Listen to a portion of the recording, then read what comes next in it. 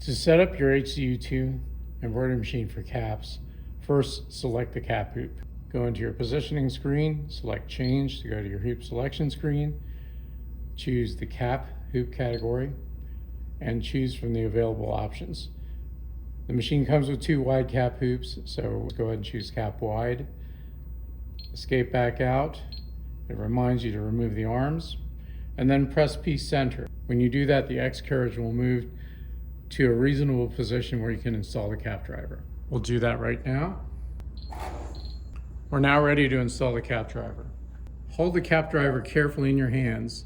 Orient it so that the square-shaped opening at the top of the drum is just as you see in the camera, and we're going to align that opening with the front face of the tubular arm and slide it onto the machine this way.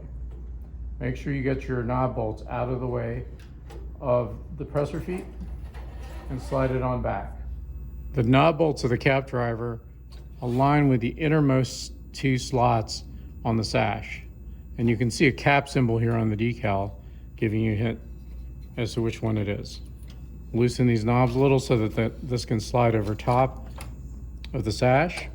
Push this all the way to the back and go ahead and snug your knob bolt. We'll do so on the other side as well. If you've installed everything correctly so far, then the lower knob bolt should align naturally with the holes on the underside of the X carriage.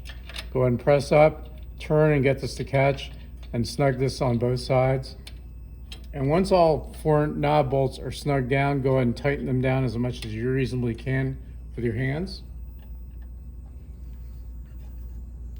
And your machine is now ready to sew caps.